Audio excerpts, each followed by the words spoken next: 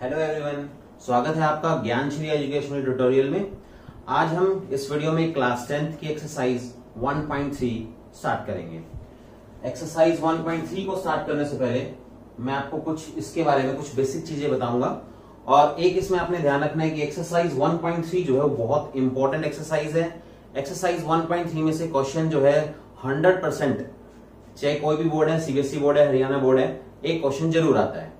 तो थोड़ा सा ध्यान से आपने इसको समझना है। तो 1.3 स्टार्ट करने से पहले मैं आपको एक थ्योरम बताने जा रहा हूं, उस थ्योरम को आपने समझना है। तो क्या है वो theorem? Late P be a prime number. मान लीजिए एक कोई प्राइम नंबर है पी, कोई भी प्राइम नंबर हो सकता है, कोई भी, मैं आपको एग्जांपल लेके भी बताऊंगा। लेट कर लिया हमने P be a prime number, P कोई प्राइम नंबर है। If P divides A square then P also divides A। ये थ्योरम कहती है कि अगर मान लीजिए कोई P प्राइम नंबर है और वो P जो नंबर है वो डिवाइड्स कर रहा है A स्क्वेयर को, then P also divides A, तो वो जो P होगा वो A को भी डिवाइड करेगा। ये मैं आपको एग्जांपल लेके बताता हूं। जैसे मान लीजिए मैंने कोई प्राइम नंबर ले लिया है 5, ठीक है, P कोई प्राइम नंबर लेना था, मैंने ले लिया 5। अब मैं बोल रहा हूं कि P जो है डिवाइड कर रहा है A स्क्वेयर को। अब ए स्क्वेयर का मतलब मैं कोई ऐसा नंबर ले लेता हूं जिसको 5 जो है वो डिवाइड करेगा और स्क्वेयर की फॉर्म में ले लेता हूं। मान लीजिए मैंने ले लिया 625 और आपको पता है 625 को हम लिख सकते हैं 25 का स्क्वेयर। तो अब क्या कहता है ये वाली जो थ्योरम क्या कहती है? If P divides A square, यानी कि अगर पी ए स्क्वेयर को डिवाइड कर रहा है, ए स्क्वेयर का मतलब है ये 25 का स्क्वेयर और 25 का स्क्वेयर मतलब 625, और आपको पता है 5 जो है वो 625 को डिवाइड करेगा। तो ये थ्योरम कहती है देन तो P जो है, जो ये P है, जो ये 5 लिया है मैंने, ये ऑल्सो डिवाइड्स A। तो ये जो A है, ओनली A स्क्वेयर की बात नहीं कर रहा मैं, अब मैं सिर्फ बोल रहा हूं A यानी कि 25। तो जो 5 होगा वो ऑल्सो डिवाइड्स 25। ठीक है भाई। तो आई होप आपको ये प्रॉपर्टी, ये जो थ्योरम है ये समझ में आ गई होगी। ये हमारे एक्सरसाइज 1.3 के क्वेश्चन में काम आएगी। तो स्टार्ट करते हैं, पहला क्वेश्चन लेते हैं। एक्सरसाइज 1.3 का फर्स्ट क्वेश्चन हम लेते हैं। फर्स्ट क्वेश्चन है हमारा कि हमें रूट 5 को हमें इनरेशनल प्रूव करना है। Prove that root 5 is an irrational number. हमें इसको इररेशनल नंबर प्रूव करके दिखाना है। वैसे आपको पता है रूट 5 जो है, आपने रैशनल इररेशनल नंबर पढ़े हैं, उनकी पहचान पढ़ी है, तो आपको वैसे मालूम है कि रूट 5 को जब हम सॉल्व करते हैं तो वो आपको नॉन टर्मिनेटिंग नॉन रिपीटिंग देता है। और या फिर मैं कहूं कि ये P/Q फॉर्म में अगर मैं इसको लिखूं तो ये हमारा इंटीजर नहीं होता, इसकी वजह से इररेशनल नंबर होता है। ठीक है, और डेसिमल फॉर्म में लिखूं तो नॉन टर्मिनेटिंग नॉन रिपीटिंग आता है, जिसकी वजह से हम इसको इररेशनल मानते हैं। बट इसको हमें यहां पर प्रूव करके दिखाना है कि ये प्रूव कैसे हुआ कि रूट 5 जो है वो हमारा इररेशनल नंबर होगा। तो ये जो मेथड मैं यूज करने जा रहा हूं इसको बोलते हैं contradictory method, prove by contradiction. Contradiction से प्रूव करते हैं इसको हम। और कॉन्ट्राडिक्शन मेथड क्या है? इसमें हम इसको लेट करते हैं, let root 5 is a rational number. मतलब इसमें हम कॉन्ट्राडिक्शन लगाएंगे। कॉन्ट्राडिक्शन का मतलब होता है कि हम यहां पर रूट 5 को रैशनल मान लेंगे। उसने प्रूव करने के लिए बोला इररेशनल, लेकिन हम क्या कर लेंगे, इसको लेट कर लेंगे कि ये रैशनल है और हम अपनी इसी बात को गलत साबित कर देंगे, गलत प्रूव कर देंगे। तो जैसे ही गलत प्रूव हो जाएगा तो हम कह सकते हैं कि फिर वो इररेशनल नंबर प्रूव हो जाएगा। तो स्टार्ट करता हूं कैसे करना है हमें। तो सबसे पहले आपने लिखना है let root 5 is a rational number. Root 5 को मैंने रैशनल नंबर लेट कर लिया। उसके बाद आपको मालूम है कि जो भी रैशनल नंबर होते हैं उनको हम P/Q की फॉर्म में लिख सकते हैं। तो यहां से मैं लिखूंगा root 5 is equal to P/Q। But यहां पर हम यहां कंडीशन भी लगाएंगे। आपको पता है रैशनल नंबर की कंडीशन होती है कि किसी नंबर को अगर मैं P/Q फॉर्म में लिखता हूं तो कंडीशन क्या क्या होती है? Q does not equal to 0, Q जो है वो हमारा 0 नहीं होना चाहिए, और साथ में P and Q are integers भी होते हैं, P and Q are integers. ठीक है, और साथ में जो है यहां पर मैं P एंड Q को को प्राइम ले रहा हूं, P एंड Q आर को प्राइम। अब यहां पहले आपको एक को प्राइम का भी मीनिंग समझना है कि को प्राइम का मतलब क्या है। को प्राइम का मतलब होता है जिसका HCF 1 हो, या फिर मैं दूसरी लैंग्वेज में कहूं, सिंपल लैंग्वेज में बोलूं तो अगर मैं इन नंबर्स को प्राइम का मतलब है जो हमारे ऊपर नीचे की जो नंबर्स हैं, जिन दो नंबर्स को हम को प्राइम ले रहे हैं, जैसे P और Q को प्राइम ले रहे हैं, तो को प्राइम का मतलब है कि इनको अगर हम काटेंगे ना आपस में तो ये कटेंगे नहीं, यानी कि इनके बीच में कोई कॉमन फैक्टर नहीं होता। ठीक है, जैसे इसके बीच में कोई कॉमन फैक्टर नहीं होता। एग्जांपल लेके बताता हूं, जैसे मैंने ले लिया 2/3। अब 2/3 को अगर मैं काटने की कोशिश करूं तो नहीं कटेंगे, लेकिन अगर मैं 2/6 ले लेता हूं तो ये कटेंगे, ये 2 की टेल पर जा रहे हैं। तो ऐसे जो 2 और 6 है ये हमारे को प्राइम नहीं होते, लेकिन अगर मैं यहाँ 2 और 3 ले लेता हूं तो वो हमारे को प्राइम होते हैं। तो ये कंडीशन हमें साथ में लेके चलनी है यहाँ पर कि पी एंड क्यू जो होंगे वो कैसे होंगे, को प्राइम होंगे। अब आगे करते हैं, इसको सॉल्व करेंगे। अब इसको सॉल्व कैसे करेंगे, क्रॉस मल्टीप्लीकेशन होगी, यहाँ पे मैं 1 लगा लेता हूं। क्रॉस मल्टीप्लीकेशन करेंगे तो 1 की पी के साथ पी हो गया, √5 की क्यू के साथ √5 क्यू हो गया। ठीक है भी। अब क्योंकि हमें रूट को खत्म करना है तो यहां पर हमारा अगला स्टेप होगा स्क्वेयरिंग ऑन बोथ साइड। तो यहां मुझे लिखना है स्क्वेयरिंग ऑन बोथ साइड, दोनों तरफ स्क्वेयरिंग करनी है। इसका रीजन क्या है, क्यों कर रहा हूं मैं स्क्वेयरिंग, क्योंकि मुझे यहां पर रूट को खत्म करना है। ठीक है, तो यहां पर क्या बनेगा, ये p² इज इक्वल टू √5 जो है वो हो गया 5 और q जो है वो हो गया q²। अब यहां से पहले मैं आपको एक चीज बता देता हूं, उसके बाद अगले स्टेप पर आता हूं। एक साइड में ले जाके मैं आपको एक चीज बता रहा हूं। देखिए, अगर किसी नंबर को, मान लीजिए मैं कोई नंबर ले रहा हूं 20, अगर मैं उस नंबर को ब्रेक करता हूं उसके फैक्टर्स में, मान लीजिए मैंने इसको लिख दिया 2 मल्टीप्लाई 5। ठीक है, लिख सकता हूं मैं ऐसा। 20 के अगर हम प्राइम फैक्टर करते हैं तो क्या बनेंगे, 2 मल्टीप्लाई 5। तो अब क्या होता है, जब हम किसी नंबर को ब्रेक करते हैं, किन्हीं नंबर्स में, किसी प्राइम फैक्टर्स में ब्रेक करते हैं, तो इसमें क्या होता है, ये जो 2 है या ये 2 है या ये 5 है, कोई भी आप ले सकते हैं, उसके जितने भी फैक्टर्स होंगे वो सबसे डिवाइड होगा। यानी कि 2 जो है वो 20 को भी डिवाइड कर, 2 जो है वो 20 को डिवाइड करेगा, 5 जो है वो भी 20 को डिवाइड करेगा। यानी कि यहां से मैं आपको जो बात बताना चाह रहा हूं वो ये है कि अगर किसी नंबर को हम ब्रेक करते हैं किसी और नंबर की फॉर्म में, प्राइम नंबर्स की फॉर्म में, ठीक है, या किसी भी नंबर की फॉर्म में ब्रेक करते हैं, तो जो नंबर्स होंगे इंटीजर्स की फॉर्म में ब्रेक करेंगे वैसे हम, तो इंटीजर्स जो होंगे वो उनको डिवाइड करेंगे, हमेशा डिवाइड करेंगे। आप देख सकते हो। और एग्जांपल लेके देख लीजिए, मान लो मैंने यहां पर ले लिया 8, आपको पता है 8 को मैं 2 मल्टीप्लाई 4 लिख सकता हूं, या चाहे तो हम 4 को और ब्रेक कर सकते हैं, लेकिन कोई बात नहीं, मैं आपको बताता हूं यहां से जो बात बताना चाह रहा हूं कि 8 को मैंने लिख लिया 2 मल्टीप्लाई 4। तो इसका मतलब क्या है, ये जो 2 है ये भी 8 को डिवाइड करेगा और ये जो 4 है ये भी 8 को डिवाइड करेगा। ये वाली बात अगर आपको समझ में आ गई तो आपको नेक्स्ट स्टेप बिल्कुल इजीली समझ में आ जाएगा क्या है। अब यहां से आपने देखना है कि p² को मैंने लिखा हुआ है 5 मल्टीप्लाई q²। ठीक है, यानी कि यहां से मैं यूं कह सकता हूं कि मैंने इस नंबर को 2 नंबर में ब्रेक डाउन किया हुआ है, 5 और q² में। तो अभी अभी जो मैंने आपको चीज बताई उससे क्या निकल के आया कि ये जो 5 है, क्योंकि यहां हमें q तो डिफाइन ही नहीं है, q क्या है, q तो कोई भी इंटीजर हो सकता है, तो मैं q की बात नहीं कर रहा, मैं कर रहा हूं 5 की बात। तो यहां से मैं यूं बोल सकता हूं कि ये जो 5 होगा ये p² को डिवाइड करेगा। अभी अभी मैंने आपको बताया था, दोबारा बता देता हूं, 20 इज इक्वल टू, मान लो 4 मल्टीप्लाई 5 लिख देता हूं मैं, तो इसका मतलब है 4 जो है 4 डिवाइड्स 20, 4 जो है 20 को डिवाइड करेगा और 5 भी जो है 20 को डिवाइड करेगा। तो अब यहाँ q² हमें पता नहीं है, तो 5 का तो पता है हमें, 5 का तो मालूम है, तो यहां से मैं लिखूंगा 5 डिवाइड्स p²। अब आप याद कीजिए, मैंने आपको ये टॉपिक करवाने से पहले ही एक थ्योरम करवाई थी, उसमें मैंने आपको बताया था कि अगर कोई प्राइम नंबर है, ये प्राइम नंबर है आप देख सकते हो, अगर वो किसी नंबर के स्क्वायर को डिवाइड करता है तो वो नंबर वो जो प्राइम नंबर है वो उस नंबर को भी डिवाइड करेगा। अगर उस स्क्वायर को डिवाइड कर रहा है तो उस नंबर को भी डिवाइड करेगा, यानी कि p को भी डिवाइड करेगा। तो यहां से मैं बोल सकता हूं सो 5 ऑल्सो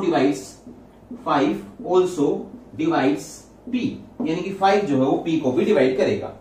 अब उसके बाद यहां पर क्या है, अगर 5p को डिवाइड कर रहा है तो इसका मतलब यहां से मैं एक बात लिख सकता हूं, उसके बाद मैं यहां लिख रहा हूं कि देखिए अगर 5 ऑल्सो डिवाइड्स p, यानी कि 5 जो है वो p को डिवाइड कर रहा है, तो मैं p को 5k की फॉर्म में लिख सकता हूं।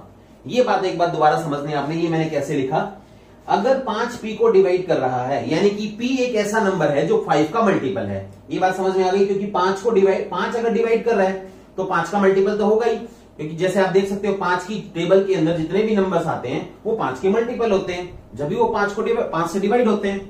तो इसी तरह से जो p है वो 5 से डिवाइड हो रहा है, इसलिए उस p को मैं इज इक्वल टू 5k लिख सकता हूं। इसलिए मैं क्या कर सकता हूं, इस p को 5k लिख सकता हूं। अब मैं क्या करूंगा, k यहां पर k को भी डिफाइन करूंगा 4 एनी इंटीजर के।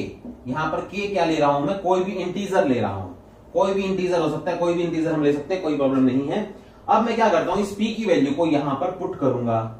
ये जो स्टार्टिंग में हमें दे रखा था p is equal to root 5q, यहां भी कर सकते हैं, यहां भी कर सकते हैं, बट यहां ये सॉल्व हो चुका है तो हम इसके अंदर पुट करेंगे। तो मैं लिख रहा हूं पुट इन इक्वेशन 1। इक्वेशन 1 में मैंने इसको पुट किया तो देखेंगे क्या होगा, p की जगह मैंने 5k पुट किया तो ये हो गया हमारा 5k का स्क्वायर। जैसे मैंने p की जगह 5k पुट किया, ये हो गया 5k का square is equal to 5 as it is और q square as it is. आप सॉल्व करेंगे इसको, ये हो जाएगा हमारा 25k square is equal to 5q square. देखिए यहां पे मैंने इसको सॉल्व किया, 5k स्क्वायर हो गया हमारा 25k square is equal to 5q square. अब मुझे क्या करना है, q स्क्वायर की वैल्यू निकालनी है यहां से, तो 5 जो है वो हमारा डिवाइड में आ जाएगा। जैसे हम इसको डिवाइड में यहां लेकर आएंगे, ये 25 को कट करेगा तो ये बन जाएगा हमारा 5k square is equal to q square. 5k square is equal to q square. अब एक चीज यहां से देखिए, जो ये इक्वेशन नंबर 1 थी कुछ ऐसी ही आ गई है इक्वेशन नंबर 2 भी। इक्वेशन नंबर 1 में क्या आया था, p स्क्वायर जो है 5 के मल्टीपल की फॉर्म में आ गया था। p स्क्वायर जो है वो क्या आ गया था, 5 के मल्टीपल की फॉर्म में। तो हमने बोल दिया था कि 5 divides p square and 5 also divides p। यही काम यहां हो रहा है। अब q स्क्वायर जो है वो 5 के मल्टीपल में आ गया है। क्या हुआ है अब यहां पर, q स्क्वायर जो है वो 5 के मल्टीपल में आ गया है।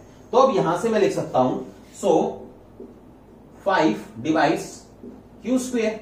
जैसे मैंने यहां लिखा था, p के लिए लिखा था, वही बात आ गई ना, 5 डिवाइड्स p स्क्वायर, तो यहां पर आ गया 5 डिवाइड्स q स्क्वायर। अब वही थ्योरम दोबारा लगेगी यहां पर कि अगर कोई प्राइम नंबर किसी नंबर के स्क्वायर को डिवाइड करता है तो वो उस नंबर को भी डिवाइड करेगा।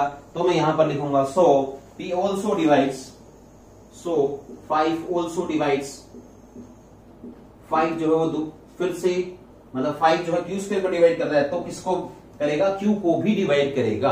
अब आपने यहां से दो बातें जो हैं वो नोट करनी है इंपॉर्टेंट, वो ये है, एक ये बात निकल कर आई और एक ये बात निकल के आई।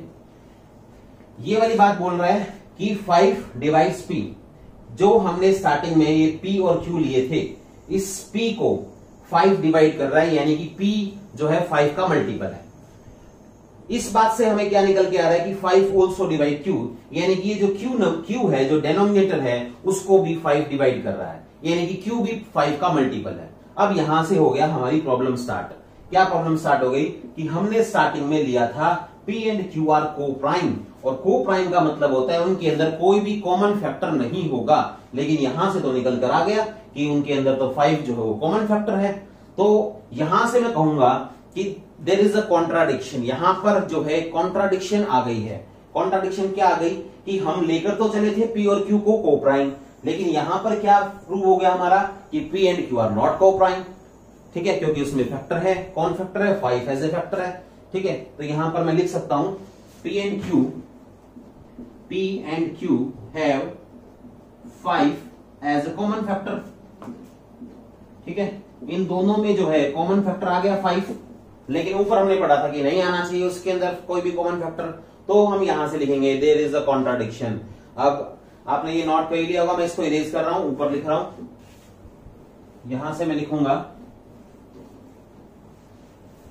There is a contradiction, there is a contradiction. यहां पर कॉन्ट्राडिक्शन आ गई है।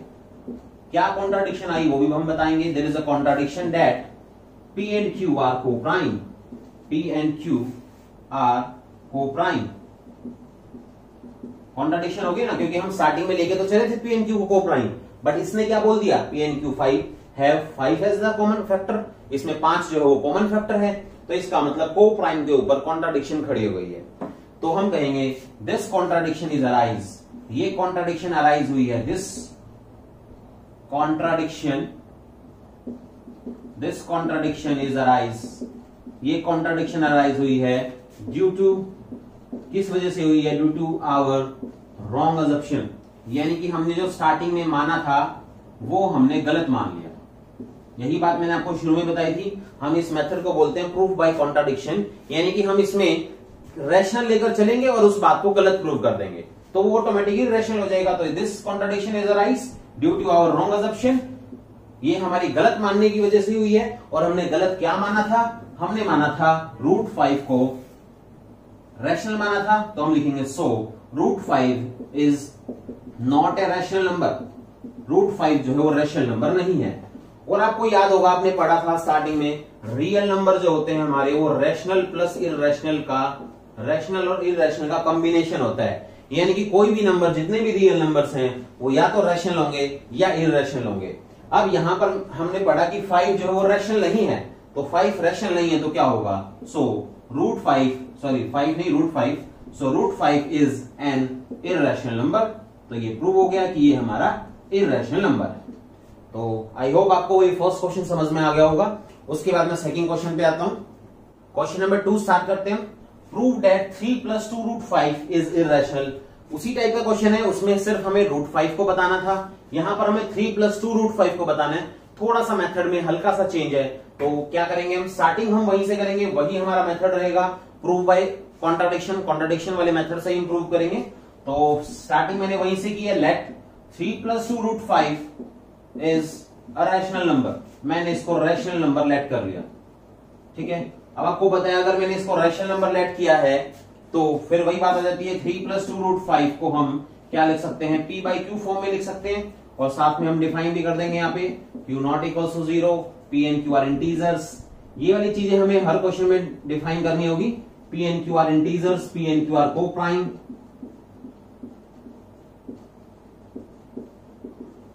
उसके बाद हमें क्या करना है, यहां से जैसे हमने उस क्वेश्चन में उसको सॉल्व किया था, यहां पर भी हम सॉल्व ही करेंगे और कुछ नहीं है। यहां से मैं क्या करता हूं, √5 को मुझे अकेला करना है, √5 के लिए मैं सॉल्व करने की कोशिश कर रहा हूं। तो √5 को अगर अकेला करना है तो सबसे पहले यहां पर क्या होगा, जो प्लस का 3 है वो दूसरी तरफ चला जाएगा, ये हो जाएगा हमारा p/q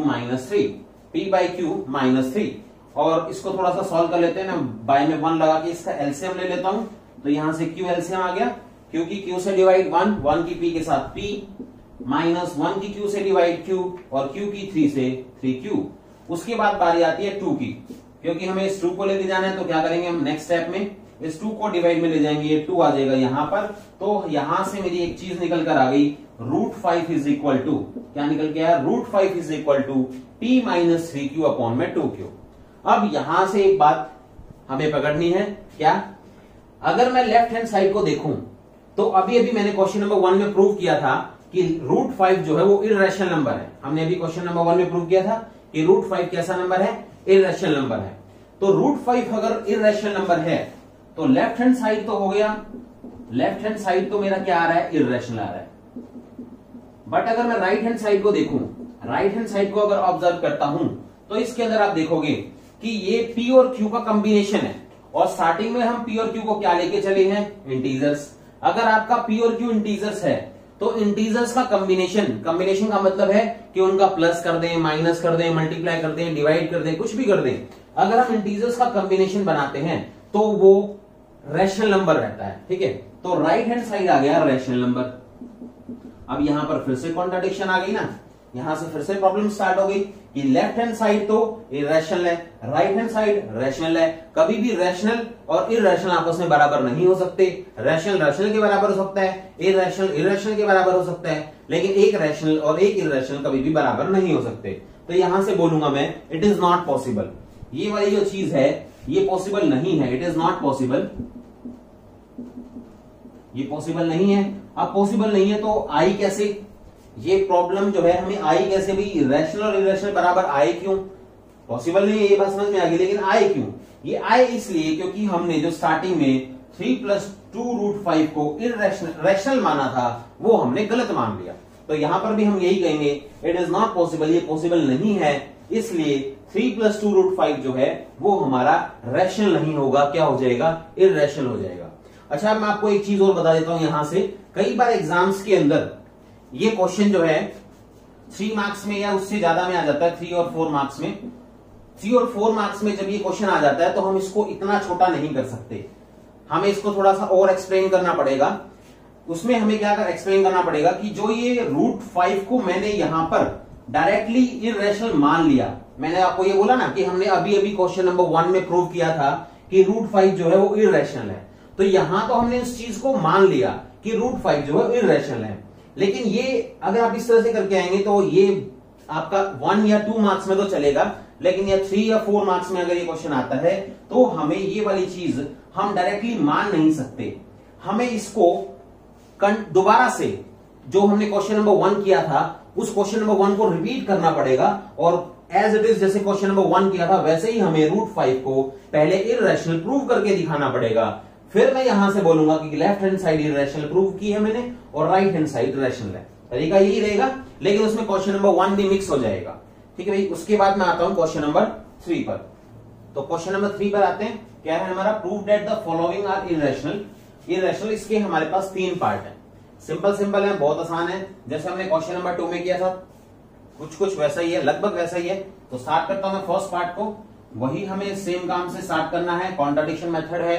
तो लिखेंगे let 1/√2 is a rational number. मैंने इसको रैशनल नंबर मान लिया। अब जैसे ही रैशनल नंबर मानेंगे तो 1/√2 इज इक्वल टू हमारा क्या हो गया, p/q फॉर्म में हो गया। साथ में हम डिफाइन कर देंगे q does not equal to 0 and p and q are integers. p और q जो है वो हमारे इंटीजर्स हैं। यहां पर हम को प्राइम ना भी ले तो भी चलेगा, क्योंकि को प्राइम वाली जो कंडीशन होती है वो हमारे जो सिंगल होते हैं, सिंगल नंबर्स होते हैं ना, जैसे खाली √2 है, खाली √3 है, सिर्फ √5 है, जैसे हमने क्वेश्चन नंबर 1 में किया था, वहां काम आता है। तो जो कॉम्बिनेशन वाले क्वेश्चन होते हैं जिसके अंदर हमारा कुछ मल्टीप्लाई हो रखा है, कुछ प्लस है, कुछ डिवाइड है, ठीक है, उसमें हमें जरूरत नहीं होती। तो हम क्या करेंगे, यहां पर इसको सॉल्व करते हैं। अब क्रॉस मल्टीप्लीकेशन होगी, ठीक है। मैं 2 तरीके से इसको सॉल्व कर सकता हूं। एक बार मैं आपको क्रॉस मल्टीप्लीकेशन से बताता हूं। जैसे ही मैंने 1 की क्यू के साथ किया 1q और इसके साथ किया तो √2p। उसके बाद √2 के लिए सॉल्व कर रहा हूं तो p जो है वो हमारा डिवाइड में आ जाएगा। तो p को मैं यहां डिवाइड में ले आया तो मेरा ये बन गया √2 इज इक्वल टू q/p। इस बात को हम डायरेक्टली भी कर सकते थे। यहां से अगर मैं आपको एक चीज और बताता हूं, इसको हम डायरेक्टली भी कर सकते थे। जब हमारे पास लेफ्ट हैंड साइड और राइट हैंड साइड है तो हम दोनों को रेसिप्रोकल भी कर सकते हैं। तो दोनों को रेसिप्रोकल करते हैं तो भी हमारा √2/1 इज इक्वल टू q/p आ गया।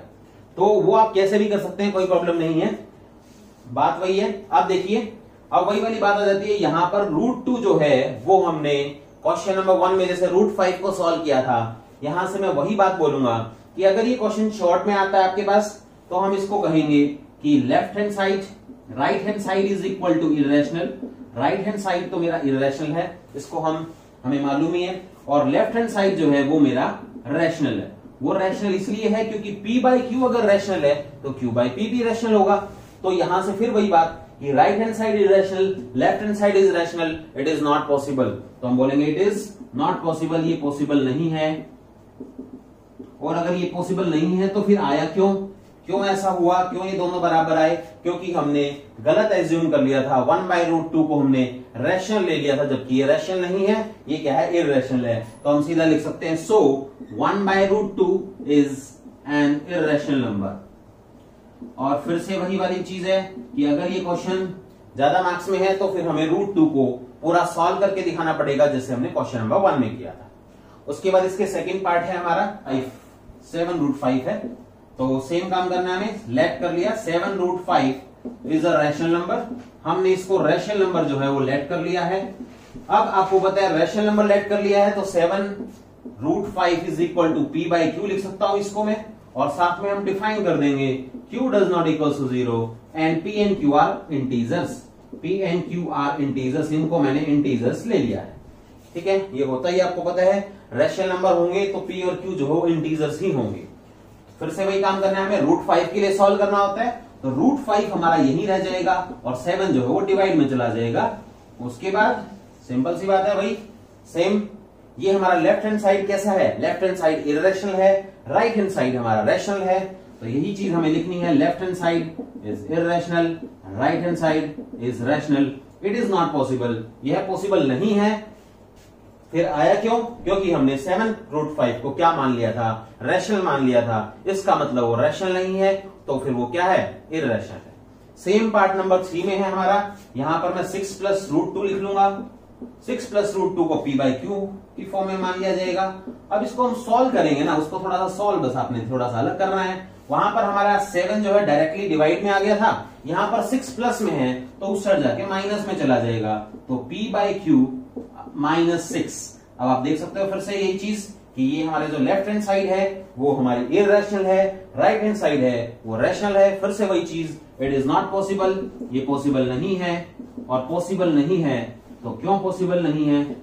क्योंकि ये एक रैशनल एक इररेशनल है, लेकिन आया क्यों? वो इस वजह से आया क्योंकि हमने इसको गलत एज्यूम किया हुआ है। सो 6 + √2 इज एन इररेशनल नंबर। तो ये हमारा जो है एक्सरसाइज नंबर 1.3 कंप्लीट हो गई है। आई होप आपको ये बिल्कुल अच्छे से समझ में आ गई होंगी। नेक्स्ट वीडियो में हम आगे के टॉपिक को स्टार्ट करेंगे।